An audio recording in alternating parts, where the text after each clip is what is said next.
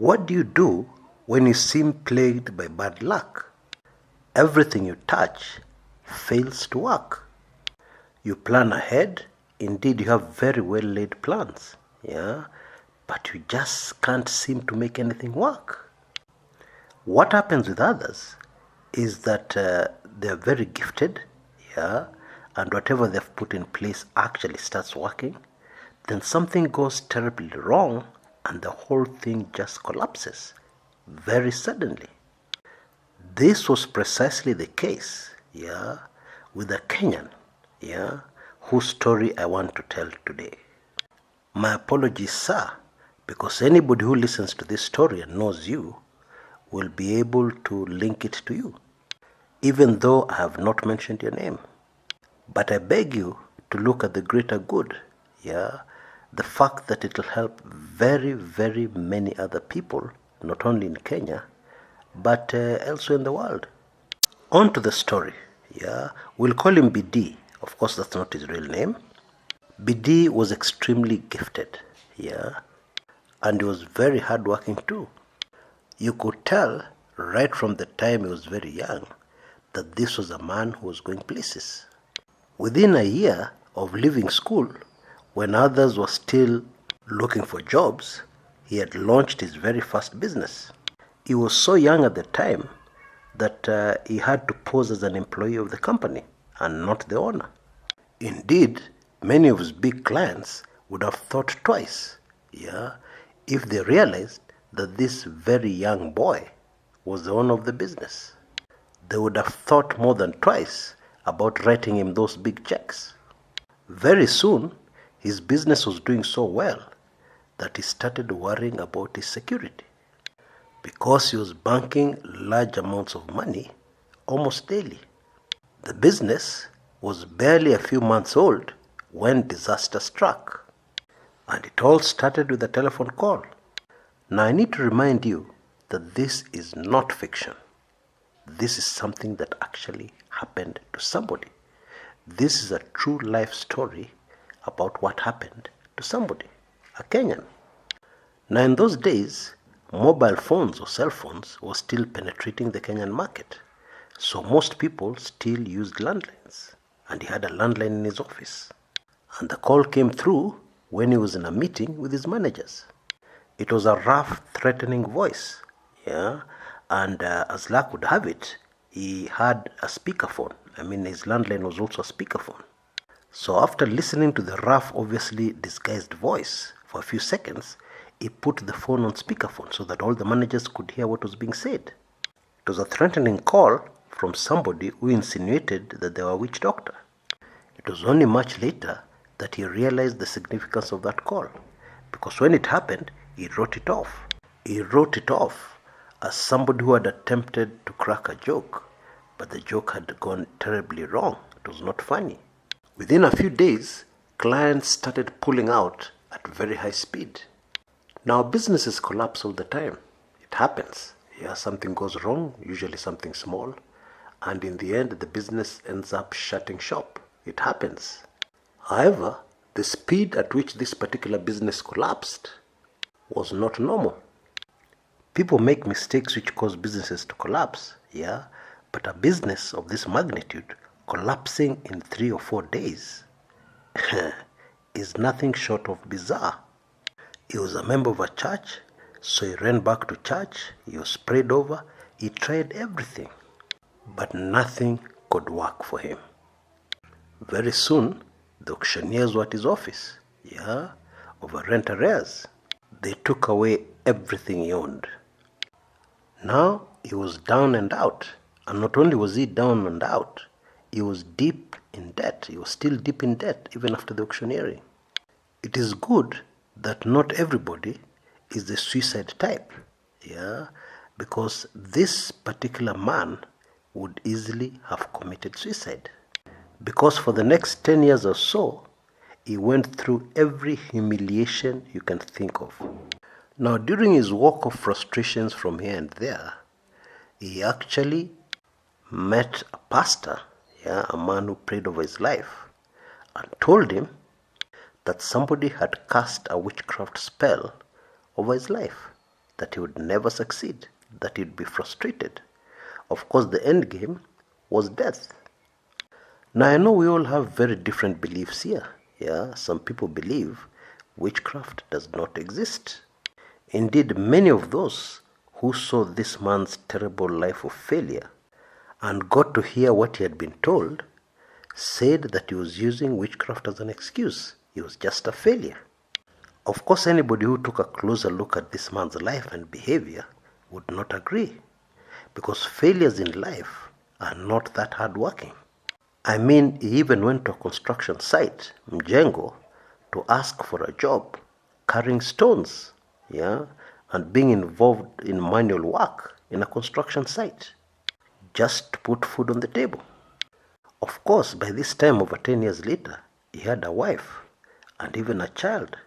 Yes, he had a family to look after, people depended on him. Folks, we live in a very evil world. And actually, it's very difficult to understand people who are involved in witchcraft against others. The Bible, the Word of God, talks about them and what should be done to them. Let me just leave it at that. Now, this story has a happy ending, okay? And it all stems from only one thing this person did. He never gave up. Never. Folks, if you take away anything from this video, just take that one point, okay? Never ever give up. Never ever give up. If this person had despaired at any point in his life, I don't think they would be alive today. And that's the truth. Now I'll give you an illustration here to just prove to you and drive this point home why it is very important to keep fighting. Imagine a very weak person up against a much stronger opponent, and this person keeps on hitting them and they fall. He beats them up thoroughly, they fall, but every time they get up. And every time, despite the injuries, they come back fighting hard. Now what will happen in such a scenario is that this weaker person will end up defeating the much stronger opponent, because the strong opponent will just get exhausted. In other words, even if you're much stronger, it is very difficult to beat a person who keeps coming at you no matter how many times you floor them. They just keep coming at you. Yes, in the end you'll be both very exhausted, but the person who is least exhausted will win. And in many cases, it could be this weaker person. Now there are two things this man did. The first thing he did is he bought an early edition, one of the earliest editions, of a book called 101 Brilliant Business Ideas. Now, these are mostly ideas that need very little money to start with, and also ideas that advocate for running a very lean business, always keeping your costs very low, which minimizes the likelihood of a business collapsing. Because a business collapses when there's massive investment, and even if you start small, you keep on investing huge investments, like many employees who need to be paid salaries, etc., etc. Anyway, in this way, he was able to raise a little money. He saved as much as he could under the circumstances, and this is the money he used to relocate out of Kenya. In fact, he went to a neighboring country. Not very far, just a neighboring country. Now it's very interesting because whatever was following his life, and darkening his life and frustrating his life, did not cross the border with him. He immediately arrived at that other country. He took off like a rocket. Today, as I make this recording, he's prospering. And he's using a lot of ideas from the book, 101 Brilliant Business Ideas that will thrive in Kenya. Never give up. Now, somebody was trying to explain to me the other day why relocation works. If something is not working at one place, you can move to another place and it works. Whatever frustrations are frustrating your life do not follow you to the new location. Even if it's another town or another city, it doesn't have to be a country. Because moving to another country may have many other complications, and if you're already down and out, that may not be viable. So this person was trying to explain to me why it works. Now I was not able to fully digest it, for me to be able to convincingly explain to you why it works. But what I know is that it works. I dedicate this video to all those Kenyans who are going through a very, very difficult time. Especially those who believe something has been done against their lives in the spiritual realm. Trust God and never ever give up. Now, I've mentioned a book in this true story.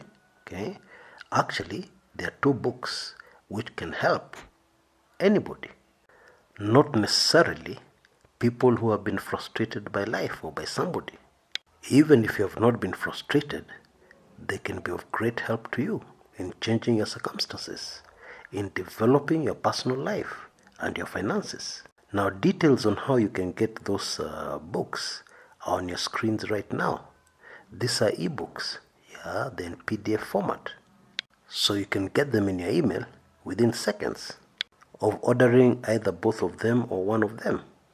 I can tell you from my own experience that a brilliant idea can make all the difference when it comes to making money. A brilliant idea is much better than all the capital in the world, because you could have a source of unlimited finances to finance any new business you want to start. But what usually happens, you could end up using all the money and have nothing to show for it. But with very little or no money, but with a brilliant idea, you can go very, very far. So I urge you to take advantage of this offer and begin to change your life. If somebody is frustrating your life, not giving up is not enough. You'll need to find something to work very hard at. 101 brilliant ideas at your fingertips will be a great help. If you're doing okay and you've been stuck at the same job, at the same situation for very many years, you can do much better. Instead of getting a mpango wa kando woman, you can get a mpango wa kando business. You start a business on the side in your spare time. Many of these 101 brilliant ideas can be started either full-time or on a part-time basis. You could already be running a business, but you're struggling or you're not making much progress. The second book, How to Get Plenty of Customers Right Away, will help you. It will be of great help. It will just blow your mind how people are able to attract tons of customers, more than they can take care of, without having to spend a fortune in advertising. Indeed, without having to spend any single cent in advertising. As I keep saying on this channel, I fight for a better Kenya. And it'll be much easier for us to achieve a better Kenya by empowering our people financially. When you have your own prosperous or comfortable business, it is less likely that a politician will be able to corrupt you along tribal lines or something like that. I am extremely committed to a better Kenya, and that's why I have a special offer. If you get just one book, How to Get Plenty of Customers Right Away, which is $25 or 2,500 Kenya shillings, I'll give you the other book absolutely free. Hurry up and take advantage of this amazing offer. But whatever happens, remember these 3 things. And these 3 things apply to those who feel that something has been done against their lives. You suspect umerogwa. The 3 things are: 1, trust in God with all your heart. Number 2, never ever give up. Number 3, try and relocate to another town, city, or if you can manage, country. All the best. God bless you. God help you. God anoint you. Until next time, this is Chris. Kumekucha.